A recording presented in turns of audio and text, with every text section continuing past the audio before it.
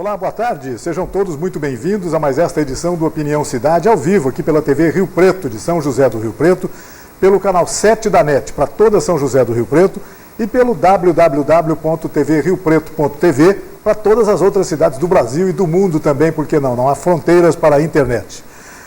Esta é a semana do aniversário de São José do Rio Preto. Neste 19 de março, a cidade comemora 164 anos de fundação.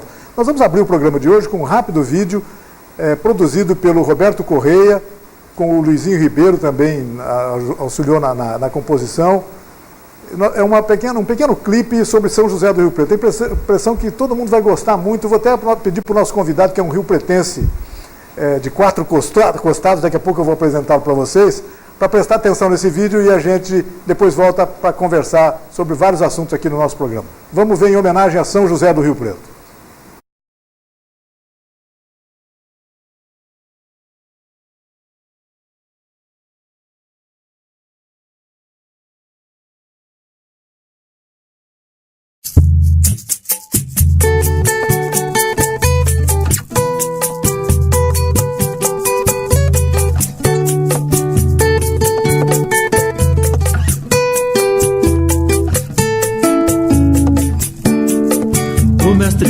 Me pediu para cantar essa cidade que é tão maravilhosa, aonde tantos bons amigos já fizemos, aonde tantas coisas boas já vivemos, lugares lindos de aconchego e de bom gosto, como a casa de chá, luar de agosto, rosa de ouro, super pão e a San Remo, Bambina e seus sabores que jamais esqueceremos, fazendo footing e descendo a Bernardino, com as moçoilas desfilando figurino, Cine São Paulo, esquina da Casa Bueno, Cine Ipiranga, em frente da charutaria Pilão, onde os marmanjos destilavam o veneno. Quero Rio Preto no seu Vitor Brito Bastos, e o América no Mário Alves Mendonça. Estava crescendo o Jacaré, o Serafim com esperança, e o Anísio Haddad já pensando em mudança. Na Santa Cruz o Birigui com muita fé enfrentava sempre os grandes como o Santos de Rei Pelé, com massas rimas anunciando alto-falante. Família Mones, transmissão emocionante. PRB8, a nossa Rádio Rio Preto, fazendo show de auditório, campanha da fraternidade, a verdadeira pioneira da cidade.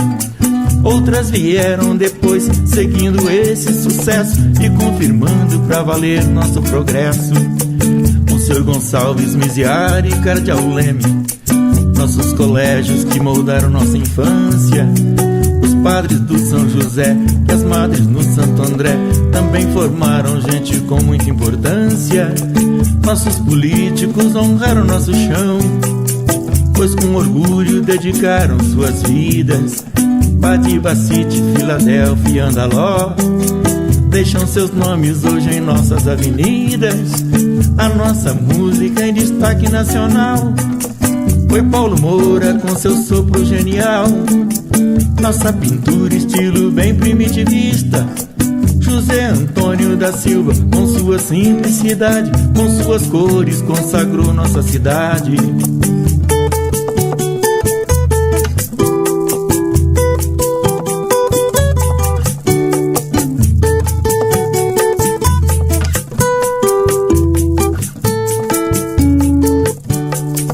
O mestre Boca me pediu para cantar essa cidade que é tão maravilhosa, aonde tantos bons amigos já fizemos, aonde tantas coisas boas já vivemos.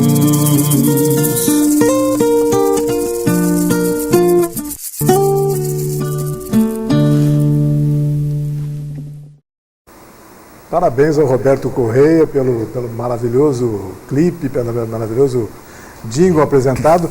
Realmente uma homenagem bacana para Rio Preto, né? O deputado estadual João Paulo Rilo está aqui para ser entrevistado no nosso programa.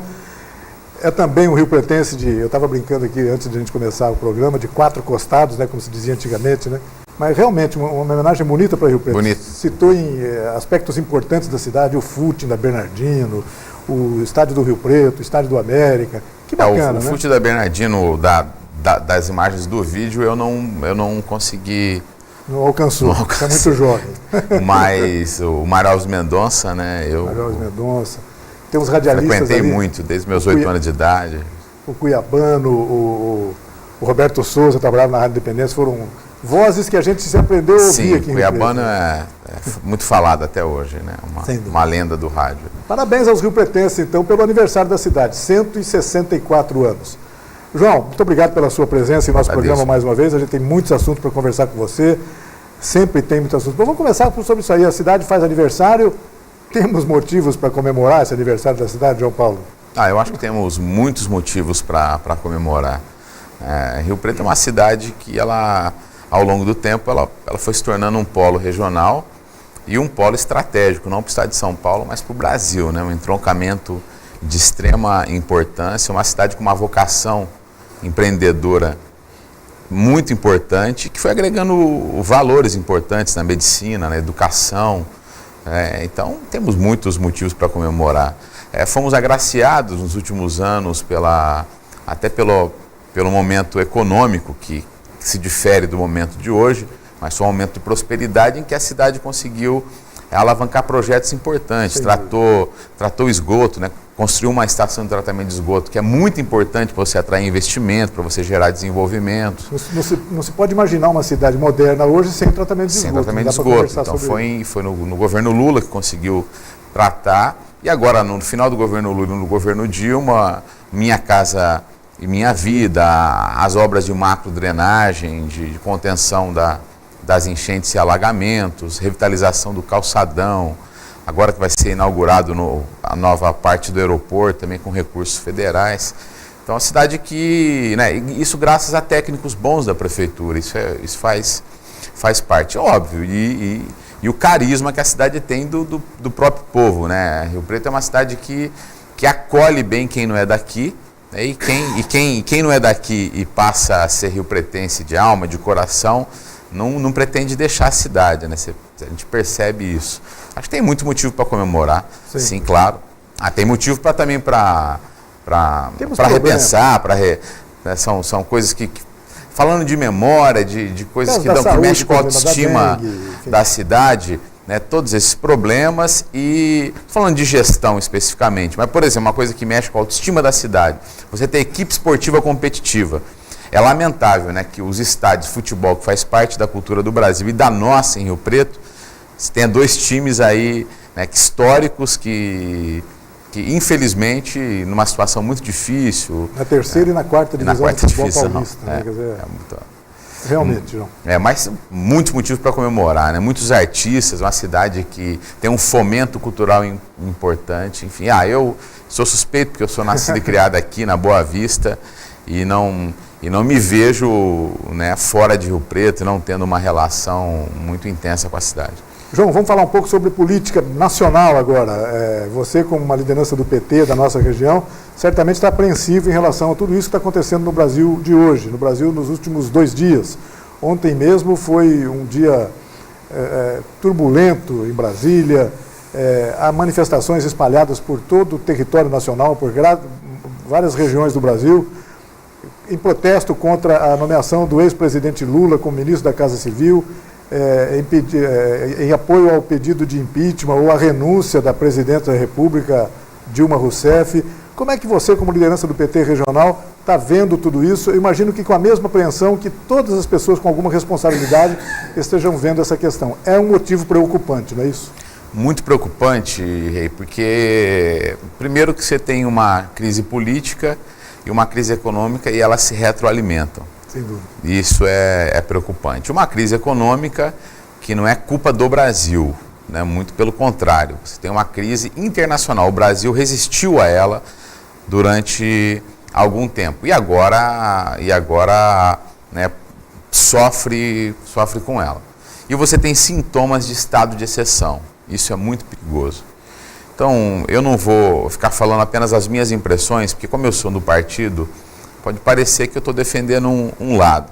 Então, quero usar exemplos. Por exemplo, antes de ontem teve um ato no Tuca, no Teatro da PUC, que é um lugar, uma referência de resistência democrática, importantíssimo, com juristas, artistas, intelectuais. E ontem, no Largo São Francisco, que talvez seja a maior referência do direito, da defesa do Estado de Direito democrático no Brasil, houve um ato com os principais juristas, professores, alunos, estudantes de direito, lideranças políticas, em que se apontavam falhas no ordenamento jurídico e sintomas de estado de exceção.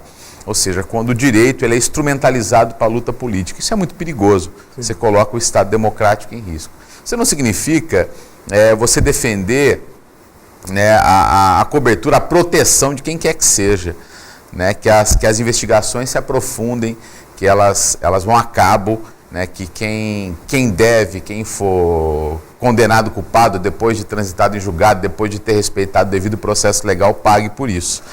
Agora, você atropelar o sistema jurídico por conta de uma ansiedade, de uma pressão popular que existe hoje, mas muito inflamada por organismos de comunicação que não são neutros, que têm os interesses financeiros, que pertencem às famílias mais ricas do Brasil e do mundo, que apoiaram a ditadura militar, que não são isentos.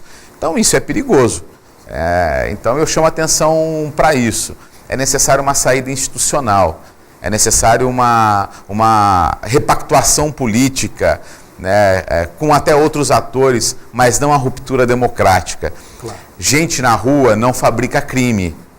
Gente na rua é legítimo, você espernear, você gritar, você buzinar, bater panela e se manifestar sem problema nenhum. Agora, quando você ofende e atenta contra o Estado, isso é crime.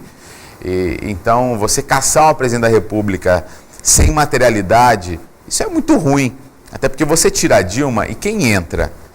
Se a cassação for pelo TSE, um crime eleitoral, você caça a Dilma e o Michel Temer, você caça a chapa.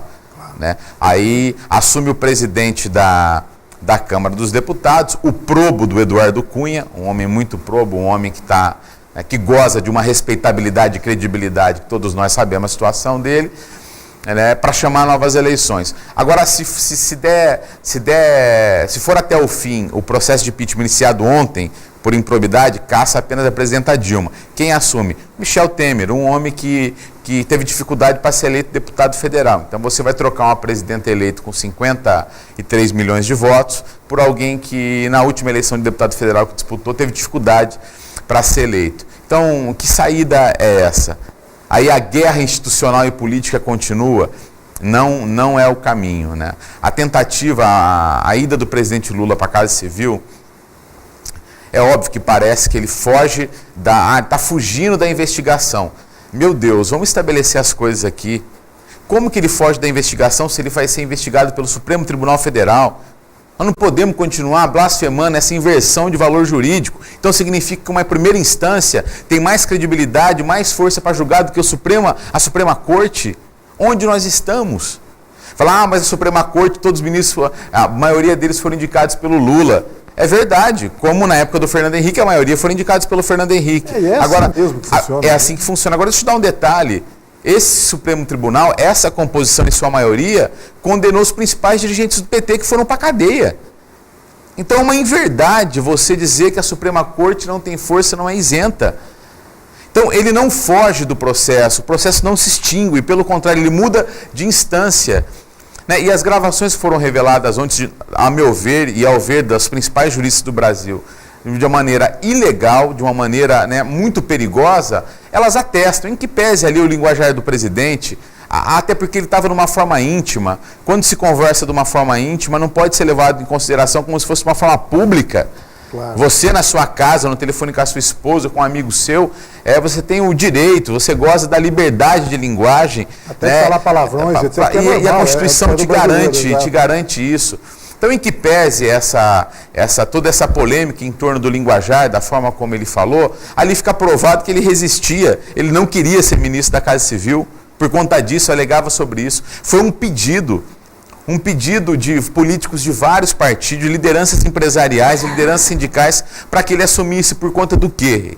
O Lula ele goza de um prestígio ainda popular e internacional importante.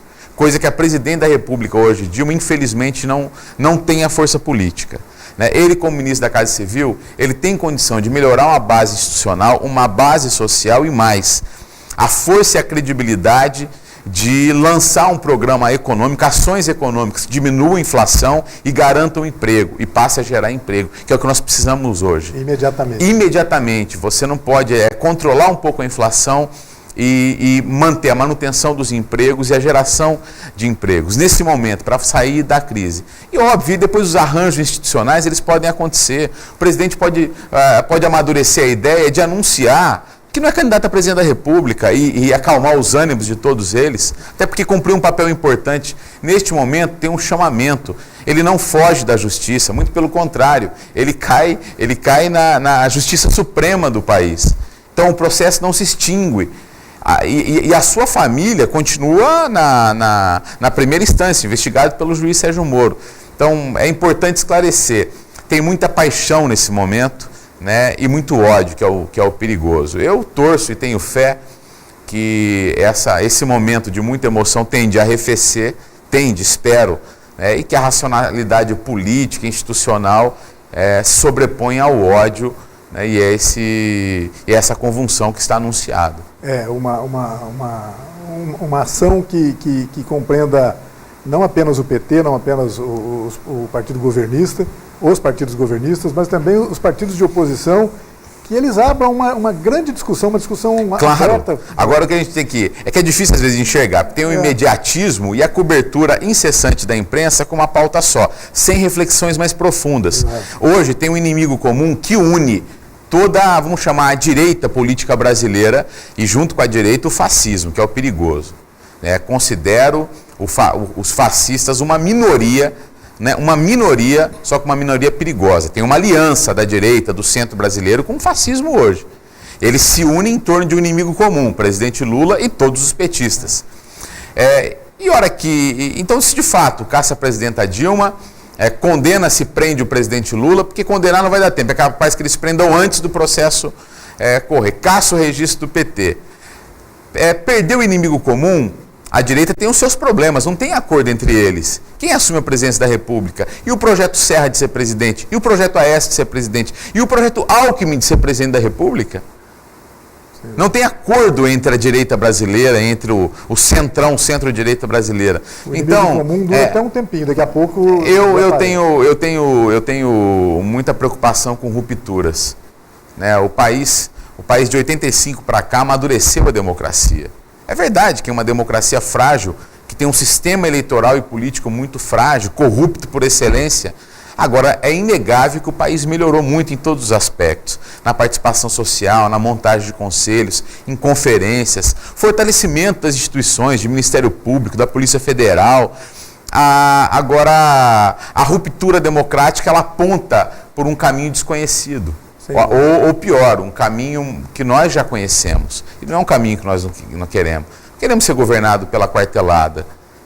E dessa vez, eu não vejo sintomas de operação de Forças Armadas para dar golpe. Não tem comando militar, nem comando da Polícia Federal querendo dar golpe. Eu não vejo isso. Agora, uma crise institucional que leve a uma guerra civil, que leve a convulsões sociais, aí sim, aí as Forças Armadas, elas podem se sentir obrigadas, convocadas naturalmente a agir. E aí é a tragédia, um estado de exceção, um estado sem democracia. Eu não vivi.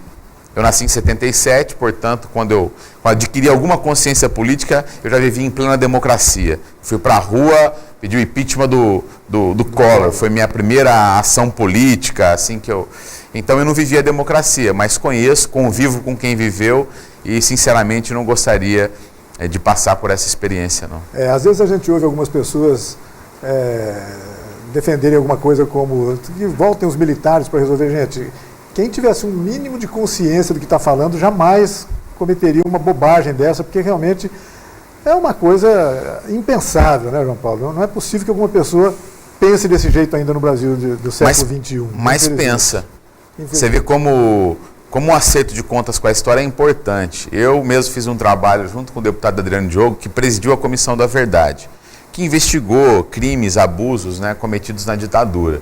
E fiz muito debate nas escolas. Por que esse debate? Porque ao invés de discutir o futuro, você está perdendo tempo em discutir o passado. As pessoas precisam saber de um passado recente, claro, e condenar e dizer não a qualquer estado de exceção, a qualquer, né, estado totalitário, impositivo, que não seja o estado democrático, a convivência democrática, o fortalecimento das instituições, né, e a determinação de quem comanda o país, o poder executivo e legislativo, no voto. No voto. Né? Meu Deus, porque se você está delegando a força física, a força armada, um direito que é seu de decidir o destino da sua cidade, do seu país. Claro, é um absurdo. Se quer pensar nisso, é uma coisa... Pois é, mas infelizmente neste momento, aquilo que a gente pensou que estava quase morto, ganhou uma vida muito grande. E uma observação importante. O senhor Aécio Neves, que deveria estar sendo investigado fortemente pela Lava Jato, que foi citado 5 vezes, né, porque construiu uma pista de aeroporto na fazenda do seu tio, foi citado 5 vezes na Lava Jato, está entalado na lista de Furnas, em esquemas de desvio que não está sendo investigado, ele paira como o salvador da pátria. O Geraldo Alckmin, que eu combato o governo dele, que é um governo extremamente corrupto, eu sou autor de mais de 30 ações na justiça contra o governo Alto, por desvio de recurso público, eles foram para a Avenida Paulista, achando que seriam carregados pelo braço, pelos milhares de braços que ali estavam. Na verdade, eles foram vaiados, hostilizados, expulsos da Avenida Paulista. Sabe o que significa isso?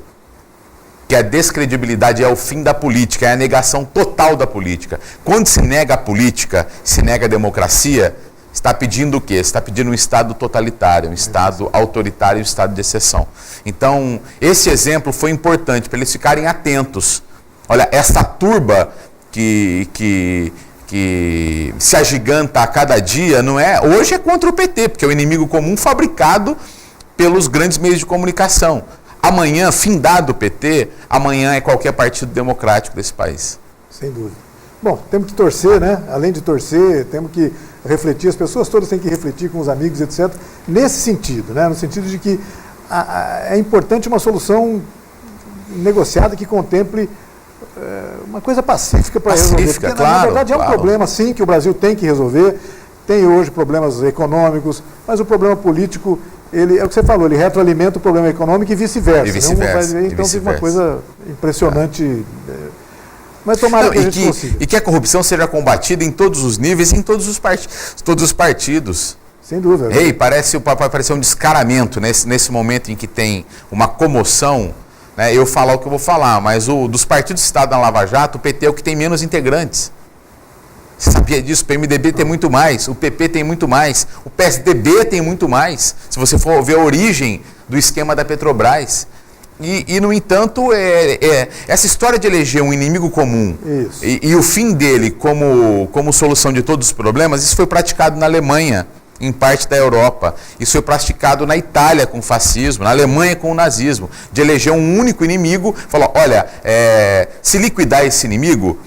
como fizeram com os judeus, né? Acabe com os judeus que o problema da humanidade está resolvido. A gente sabe onde dá isso. Exatamente. Bacana. João, e a política municipal? Vamos vir aqui para a nossa aldeia mais um pouco. Claro. Política em São José do Rio Preto. Nós estamos no ano eleitoral, daqui a pouco se aproximam os prazos de definições, etc. Hoje, qual é o quadro? O que vai acontecer? Qual vai ser a participação, por exemplo, do PT, do Partido dos Trabalhadores, nesse quadro? Claro que essa comoção toda nacional deve estar interferindo também nas decisões do PT. Não, nesse momento interfere, não nas decisões, mas interfere no ambiente. Sem dúvida. O PT vai ter candidatura própria, né, vai apresentar um programa, vai disputar a eleição, como disputou as duas últimas. Né, foi para o segundo turno em 2008, ficamos em segundo lugar com 30% dos votos em 2012 e vamos disputar a eleição em Rio Preto. Até porque tem um histórico aqui para discutir tanto a questão de futuro da cidade, programática, como a transparência, a participação popular e o combate à corrupção. Não tem em Rio Preto quem mais combateu a corrupção do que os vereadores do PT ao longo da história na Câmara. Então nós somos ficha limpa, né? Todo o PT de Rio Preto é ficha limpa. ninguém responde por improbidade, ninguém nunca foi acusado de pertencer à máfia alguma, então nós vamos disputar a eleição com muita integridade, de cabeça erguida. E mais, os principais acontecimentos na cidade, que foram importantíssimos para o desenvolvimento da cidade nos últimos anos, são obras do governo federal, do governo do PT, do governo do presidente Lula, da presidenta Dilma. Isso é inegável. Isso é inegável, eu poderia elencar. Então, é com esse portfólio, com esse histórico, que nós vamos disputar a eleição. Agora é um cenário indefinido, claro que é um cenário indefinido. O ex-prefeito Edinho Araújo, que é um nome colocado, por exemplo, ele que teve o apoio do presidente Lula em 2000. Em 2004 você fazia campanha, inclusive, como publicitário, e sabe disso. Em 2004 o PT rachou com ele, tinha um candidato, né, o professor Nicolau, e ele era candidato. O presidente Lula, né, num equívoco, à época, apoiou Edinho Araújo e não o candidato do PT. Tamanha a relação que tinha, tamanho envolvimento. Agora o ex-prefeito foi ministro da presidenta Dilma, apoiou a presidenta Dilma no primeiro e no segundo turno e foi ministro dela. E agora ele embarcou, né, no pelotão do impeachment. Por quê? Porque se ela foi impeachmentada, automaticamente, neste processo em curso, o Temer assume a presidência da República. Ele pode virar ministro de novo e pode não disputar a eleição municipal. Então é um nome forte que é óbvio, que mexe a composição política. O atual governo, que é um bloco, né, o Valdomiro, os partidos ali aliados, PSDB, PSB, é um bloco importante, forte, que está no governo. Não tem ainda o nome definido. Exato. Então a definição do ex-prefeito Edinho, porque dos três blocos, eu não vou dizer que são os três únicos blocos que têm chance, seria um menosprezo aos demais partidos. Mas hoje, dado o quadro, dado a história eleitoral, tem três blocos protagonistas, vamos dizer assim. Sem dúvida. Que somos nós, o bloco assumidamente de oposição ao governo Valdomiro, o bloco que está em torno do ex-prefeito Edinho Araújo e o bloco do governo. O governo não definiu um nome ainda. Tem ensaios, mas não tem um nome definido. E o prefeito Edinho Araújo, ele está muito ligado à conjuntura nacional. Então, dependendo do acontecimento, ele pode até virar ministro. Espero que não. Não porque eu não queira que ele seja ministro, né? Mas porque a condição dele ministro hoje seria a queda da presidenta Dilma e o Michel Temer assumir. Pode virar presidente da Câmara dos Deputados, enfim, é um quadro do PMDB que está no jogo nacional. Então, dada a conjuntura nacional, o quadro municipal é muito ainda... muito frágil, não tem uma configuração... Volátil ainda. Muito volátil, muito volátil. Assim. Isso. João, eu queria agradecer muito a sua presença, eu sei que está com um pouquinho de pressa, daqui a pouco você tem que ir embora, né, viajar para São Paulo. Vou participar, tem uma reunião ainda institucional, sobre a segurança do ato, nós estamos pedindo paz, trabalhei muito ontem com o governador, no sentido de sensibilizar tanto o governador como o secretário, para que garantam, né, a tranquilidade do ato de hoje, como foi garantido para domingo. Claro. Né, nós estamos chamando um ato para saudar a democracia, sem violência, sem cair em provocação. Então participe ainda de uma reunião e depois participarei do ato em defesa da democracia. Tá certo, João. Muito obrigado pela sua presença. Volte sempre, tá certo? Legal. Nós vamos fazer um rápido intervalo e voltamos daqui a pouco com Opinião Cidade. Até já.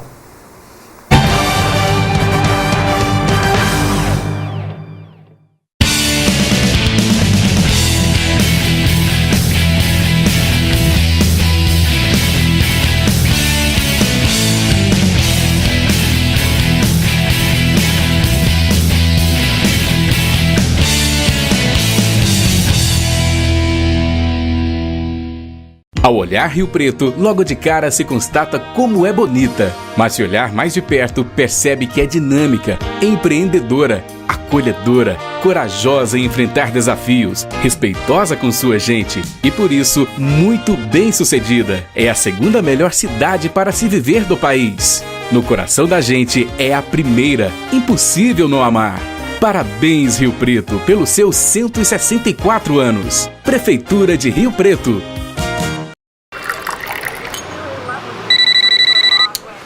Alô? Senhora, eu lamento muito, mas o seu marido e as suas filhas, eles sofreram um grave acidente. A imprudência mata na estrada e fora dela. Dirija com responsabilidade. Seja você a mudança no trânsito. Colocar vidas em risco não é acidente, é crime.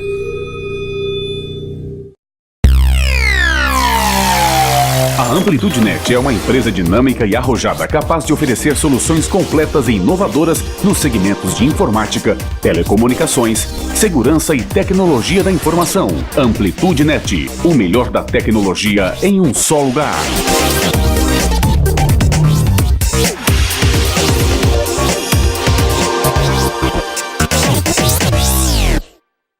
Todo mundo sabe que a água parada em volta de casa cria mosquito Aedes, mas as pessoas não se dão ao trabalho de acabar com os focos. Resultado? Dengue e agora a zika e a tragédia das crianças com microcefalia. É uma emergência. Cobre das autoridades a limpeza das áreas públicas, é responsabilidade delas. E faça a sua parte. O mosquito não vai picar só os seus vizinhos, vai transmitir doenças graves para sua família.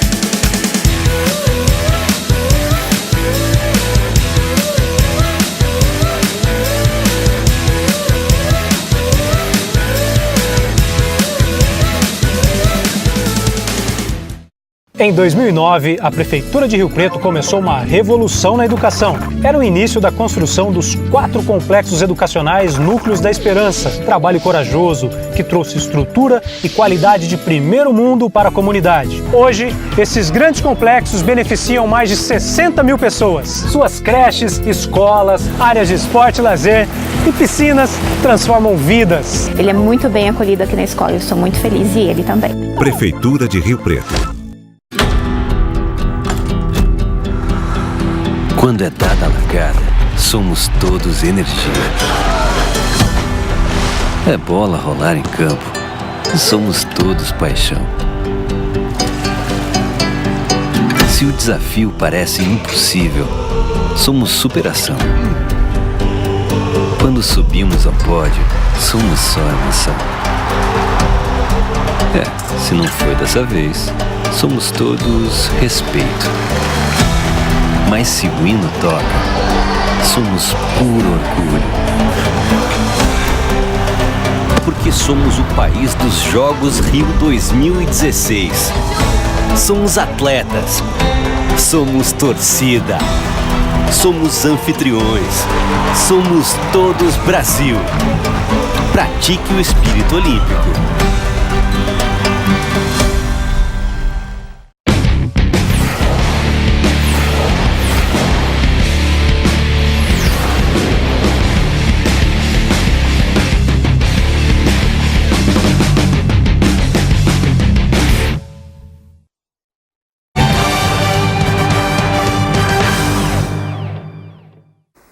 De volta com Opinião Cidade, ao vivo aqui pela TV Rio Preto, de São José do Rio Preto, canal 7 da NET para toda Rio Preto e pelo site www.tvriopreto.tv para todo mundo, para todas as outras cidades do Brasil e do mundo também.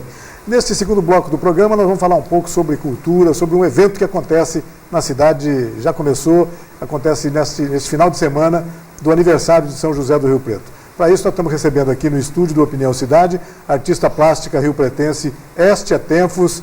Estia, vou chamá-la assim, tá, oficialmente pelo nome, claro que a Estia tinha um apelido, apesar de ser muito interessante também, muito engraçado, eu estou vendo que ninguém te chama por apelido nenhum, então deixa aqui.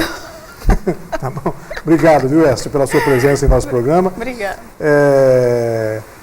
A artista plástica Estia fez a abertura ontem, foi ontem? A abertura, isso. A abertura da exposição Pachamama, no Espaço Cultural do Shopping Iguatemi, em Rio Preto, onde apresenta cerca de 30 trabalhos em telas e esculturas confeccionadas em alumínio, machê e cobre. Embora você trabalhe já há muito tempo com essa atividade, você estava bem afastada nisso, né? Eu li nos jornais que você fazia 10 anos que estava afastada dos holofotes aí. Por que isso e por que a volta agora? Muito obrigado pela sua presença. Conta tudo, Estia. Obrigada, eu que agradeço. Eu estava afastada das exposições, principalmente das exposições individuais, mas eu estava envolvida com as artes, eu sempre trabalhei com as artes, eu estava dando aula, então eu estava em sala de aula, você se envolve com outros compromissos, eu me afastei do ateliê. Aí, há uns anos atrás, uns 3 anos, eu encerrei as aulas, parei por um tempo e voltei para o ateliê. Quando você volta para o ateliê, você já começa a criar novamente. E aí surgiu essa oportunidade de expor agora no Iguatemi, eu achei muito interessante. Porque é um espaço que reúne muita gente, né? Um monte de gente passa por ali o tempo todo. Maravilhoso o Espaço Iguatemi, a gente foi muito bem recebido. E é complicado realizar evento, né? Por exemplo, o evento de abertura, montagem da exposição, tudo isso é muito trabalhoso, mas é muito gratificante. A exposição ficou muito bonita, compensa ir lá dar uma olhada, realmente está bem interessante. Sem dúvida. Bom, nós temos aí algumas imagens, algumas peças, algumas imagens da exposição.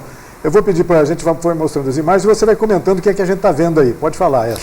Aí eu estou terminando a montagem de uma luminária de cobre, com fios de cobre, no ateliê. Meu ateliê fica numa chácara, tá? Então eu trabalho bastante com a natureza, que é o que eu gosto realmente. Bom, tem peças são telas, né? Isso, essa é da fase mais recente, né? Das esculturas em fios de cobre. Então elas foram criadas, já comecei a criar no final do ano passado. Essa é uma luminária em papel machê, todinha com material reciclado, tá? É uma escultura que tem quase 1,80 m. Puxa. Tá? Nós temos 2 dessas na exposição, são luminárias, também todas recicladas, já de uma outra fase, de uma fase anterior, quando eu fiz esse trabalho com papel machê. Essa é da fase mais recente, do fios de cobre também, as esculturas. Essa é da fase do papel machê, a luminária também. E é interessante que, né, tudo que ele vai mostrar aí são sempre referência nas plantas, nas flores. Por isso o nome Pachamama, porque eu comecei a resgatar várias fases dos meus trabalhos, e mesmo os mais antigos são sempre flores, que é o que eu gosto, que é o que eu venho trabalhando já há anos, com todos os tipos de materiais. Essa também é uma foto lá do espaço, né? Certo. Eu estou vendo que é uma grande versatilidade como artista, né? Tem peças ali de fios de cobre, tem peças de machê, tem telas. Tem telas. De onde surgiu quem chegou primeiro? Qual dessas expressões aqui chegou primeiro para a artista escolher? Não, eu vou mexer com isso aqui também. Então, a gente vai testando materiais e a gente vai se descobrindo, porque eu comecei a trabalhar com o bidimensional, com a parte de desenhos, de pinturas, tal, mexer com tintas, isso sempre. Graças a Deus, a minha mãe nunca falou, não rabisque essa parede. Então, desde criança, a gente rabiscava a parede, a gente pintava a parede, fazia tudo que queria, depois era lá, pintava, colocava um papel de parede, estava tudo resolvido. Então, depois que eu fiz a faculdade, depois eu comecei a descobrir um prazer que eu tinha muito grande de fazer o tridimensional. Aí eu entrei na parte das esculturas, então eu começo a mexer com argila, eu vi que para mim era mais fácil surgir alguma coisa no tridimensional até do que em termos de bidimensional, de tela, de desenho, eu me representava melhor. Aí eu entrei na parte das esculturas e eu estava até refletindo sobre isso esses dias mesmo, porque eu tenho alguns amigos artistas que comentam às vezes, eu faço o trabalho, meu trabalho está sempre tudo igual, eu estou até enjoado de mim, sabe? O meu não acontece isso. Por enquanto eu trabalho sempre um tema, né? Eu estou meio nesse tema ainda das plantas, que eu tenho uma ligação muito grande, mas em termos de material e criação, é bem diversificado realmente, assim, os tipos de coisas que eu trabalho, que eu vou criando. Eu gosto de criar. Bacana, muito bacana. Bom, essa exposição está sendo realizada, começou ontem, vai até dia 30 de março? Até dia 30 agora de março. É uma realização do Núcleo de Cultura da CIRP também, né? Associação Comercial e Empresarial de São José do Rio Preto, com apoio do Shopping Iguatemi. Isso é muito importante. Bom, eu estou lendo aqui, nas minhas anotações aqui, que além da exposição individual que você realiza no Shopping Iguatemi, você vai participar, a partir do próximo dia 15, da Arena Cacilda, né? Um festival com atrações de teatro, dança, artes visuais, música, literatura e performance. O que é isso? O que vai acontecer? O que é que você vai fazer lá? Então, esse Arena Cacilda, na verdade, ele já foi. Eu tirei, inclusive, o material de lá. Ah, tá certo, foi dia 15. Foi dia 15 mesmo, agora, 15 e 16 que fica... Isso. E é uma programação que termina agora, né, amanhã. Arena Cacilda, dia 19, ele fecha no aniversário de Rio Preto, aniversário de Rio Preto. Eu achei a ideia fantástica e também que os meninos colocaram, porque eles abraçaram é um movimento dos próprios artistas. Dos artistas. Não tem nenhuma... não tem. Eles foram, acho que... mexendo com isso. Tem apoio, mas é eles que decidiram. Apoio, mas eles que decidiram. E também tem essa ligação que eu acho muito importante para o artista, que é a liberdade, que nem eles me convidaram. O Rick me ligou para participar. Então, você não quer participar, expor seus trabalhos e tal? Eu falei, olha, eu estou no meio de uma exposição, que eu estou montando a exposição no Pachamama, e ele falou assim, não, mas faz o que você quiser, traz o trabalho.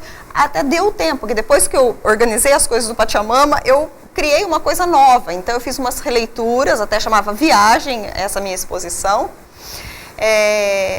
Eu fiz uma releitura de 2 artistas, né, famosos, que é o Miró e o Van Gogh.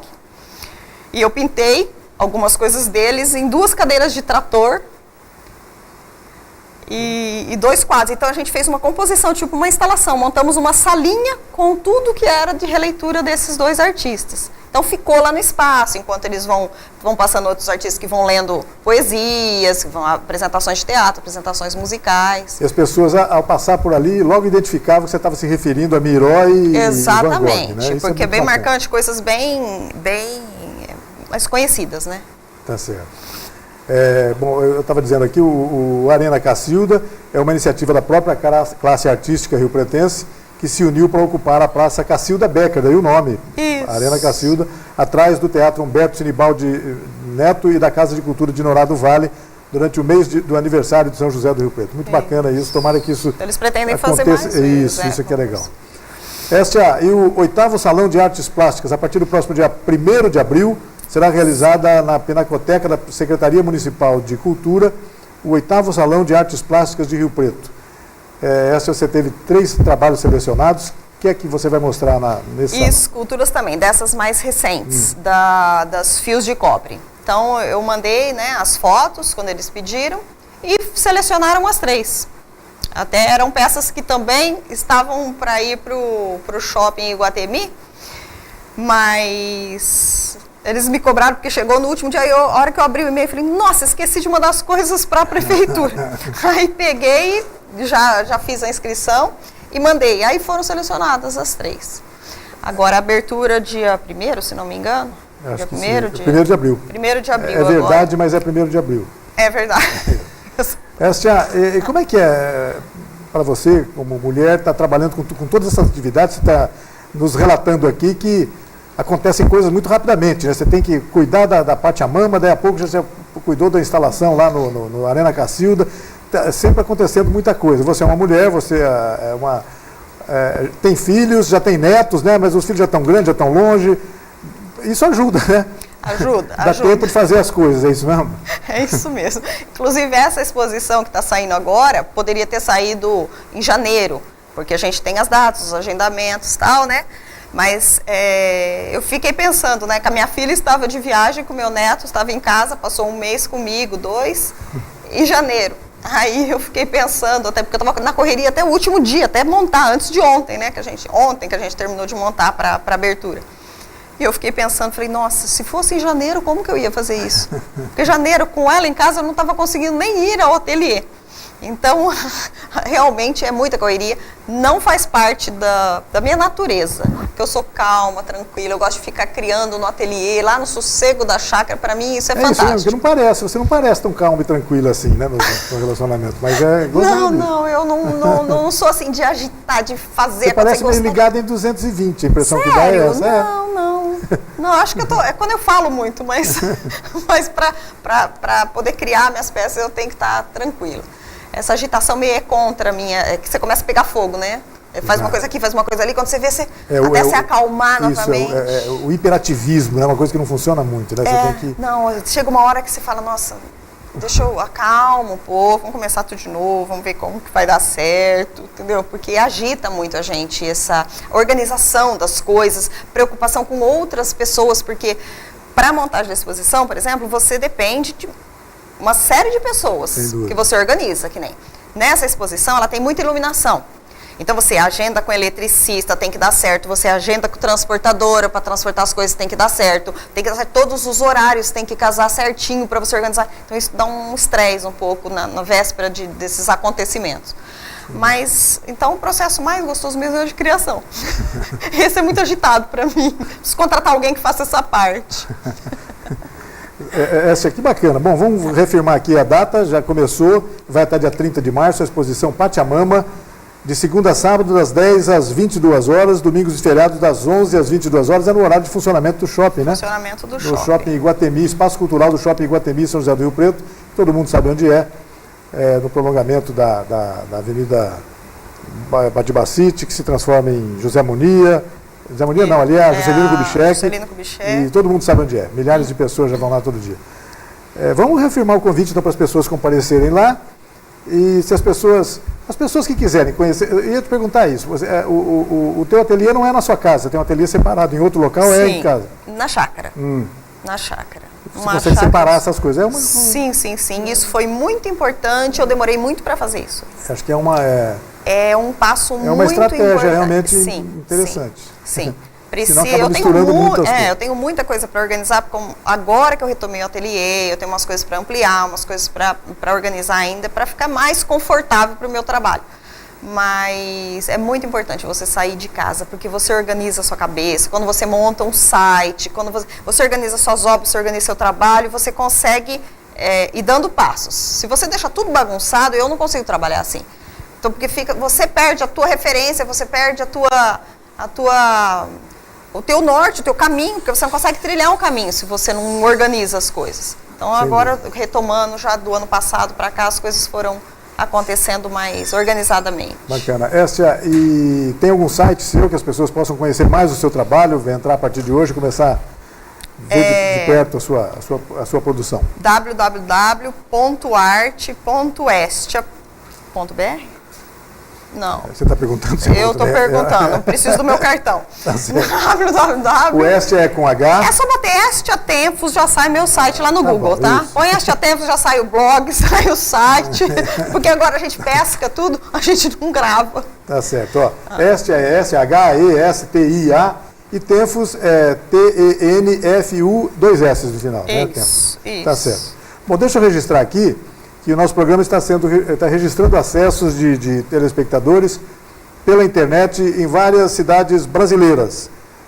Estamos sendo vistos, por exemplo, essa entrevista com a Estia está sendo vista em Ribeirão Preto, em São Paulo, em Belo Horizonte, Campo Grande, em Rio Branco, Uberlândia, Curitiba, Londrina, Natal, Campinas, Catanduva, Presidente Prudente, Jaboticabal, Jales, aqui perto, Mirassol, Monte Aprazível, Novo Horizonte e em Não Me Toque. Olha que nome interessante essa cidade, Não Me Toque. Bacana. Bom. Eu sei que seus filhos estão longe, né? Não estão morando em Rio Preto, então certamente eles podem ter a chance de estar vendo pela internet também essa entrevista. Mas eu queria agradecer muito a sua presença, desejar êxito total aí nessa exposição que você realiza até o final do mês no Iguatemi Shopping e convidá-lo para voltar sempre aqui para a gente conversar sobre assuntos dos mais variados possíveis. Não tem tema, a gente pode conversar sobre qualquer assunto. Tá certo? Tá bom, Rei, obrigada, viu? Eu que agradeço. Eu que agradeço. Espero o pessoal lá no shopping. Até dia 30. Deixe seu recado lá no livro das anotações, o que gostou, que peça mais gostou, para a gente ter referência. Isso é muito importante para o artista também. Claro que sim, bacana. Agradecendo a Estia, nós agradecemos a você também que nos acompanhou em casa em mais essa edição do Opinião Cidade. Desde já você está convidado a estar conosco novamente na segunda-feira, a partir do meio-dia aqui na TV Rio Preto. Até lá, um forte abraço a todos. Tchau, pessoal.